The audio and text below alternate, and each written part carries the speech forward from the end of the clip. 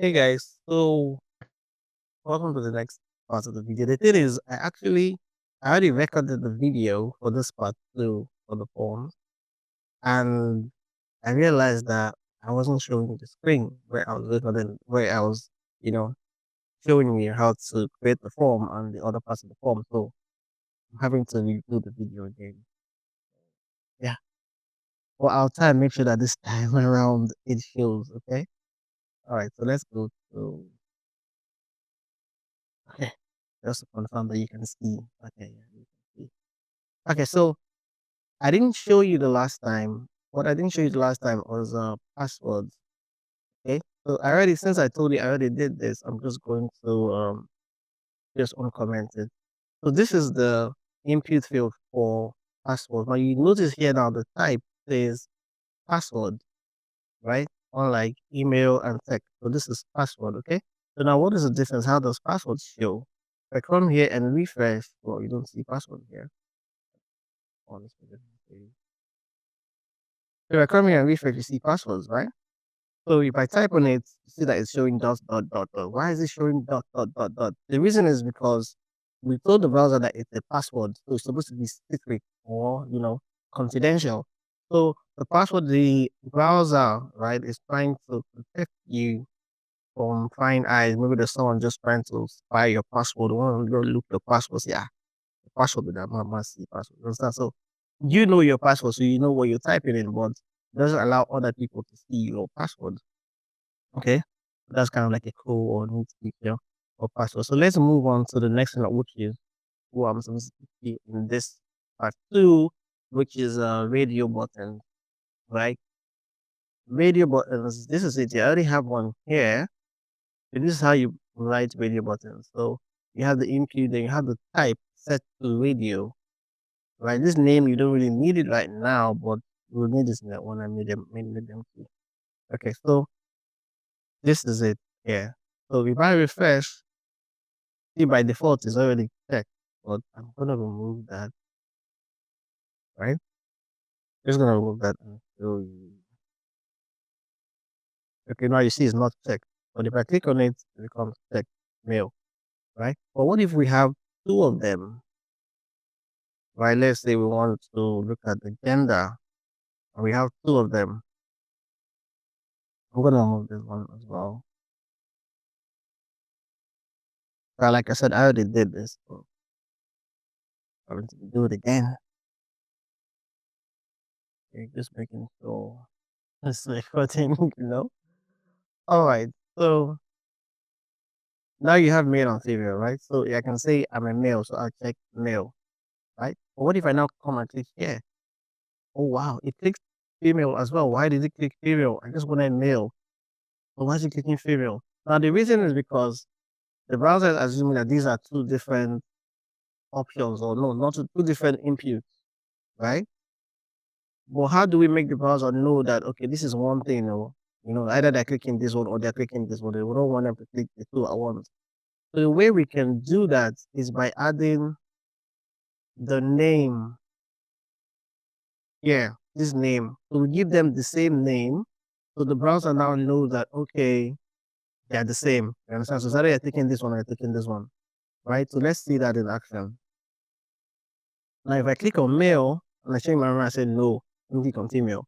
Click on female, it says unchecks this one and checks this one. Right? So you see you can only click one of them. Right? So even if you have like up to 6 radio buttons, right? 6 options to choose from. And as long as you give them the same name, you're only going to be able to click just one of them. Okay. So that said, now let's assume that I have a form. I have a form for cars, basically. Let's assume, okay? And it's likely that it's usually men that are into cars. Let's assume, okay? So I want to ease the stress of them having to fill everything. So I want to say, okay, this is most likely men that are going to come here. Let's assume that when it comes to gender, it's going to be a man so that they don't have to bother filling it. Right. So what I can do now is add an attribute here called check. Right. So if I add an attribute here for the male, once you load the browser or load the form, it automatically checks that when you look at it. You see it. I just refreshed and automatically checked it mail. However, I can still switch away and click email. Okay, that's that. Then let's move to the next one, which I did, which is checkboxes. Checkboxes. Okay. Oh wow. Uh, Sorry, I just trying to comment something out. Oh, I don't comment this one out. Okay.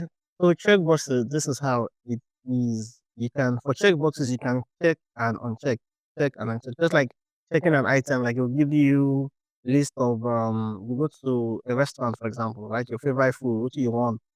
And what you want to buy for you? Like you get rice, you get popo, you know, and all those kind of things, right? You get fresh fish, all those kind of stuff, right?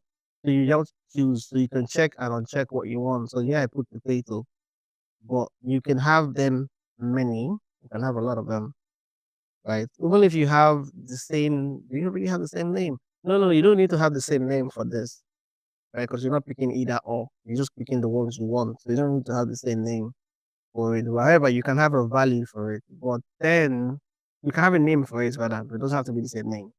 Okay. But the thing now is, well, let's leave that. But if I talk about the name now, that means maybe looking at backends and all that. I'm not teaching backend now, right? So if we have all this, and I refresh, you now see we have a list of options. I can decide that I want rice, I want potato, I want shawarma, I'm really hungry. Hungry. I want all of this. Right, so I can check all of them. Right, or I can say no, I don't want this one. Let me just stick to potato or stick to rice only or something. Right, so that's it for checkboxes. Then the last one, not the last one anyway, but this one, the next one now is select. Now you can have a normal select with just one option in it. Right, so it looks something like this. Let's say you want to have locations where you've been to or places you've been to, right? Or I've been to, right? Or you just want to have other things, like you want to just pick from inside, like who's your favorite artist, and then you have options, just pick one. You can have something like this, like a drop down select. So currently, we have only one option inside of it. This is the tag, select, open, and then close. You don't really need the name or even the class for now. You don't need all of that. So let me not confuse you. We have it like this, right? So now you have only one option gone now. Well, we can come here and have other options, Nigeria, Doha, or the UK. So if you refresh, you see that you have a lot more options to choose from, right? So this is how you use the options. Apologies if it feels like I'm rushing it. Just I already did it, so you know you didn't get to see that. So, yeah, apologies for that. Okay, so now the last, what was it? I'm trying to say, why are you trying to say? Okay, so the last one, or really the last on the list, I believe, last but not the least, something is buttons. I didn't show you buttons. So this is the tag for button. You can just simply say button type. You can have button type or button if you just want to click on a button and maybe set it to something else, right?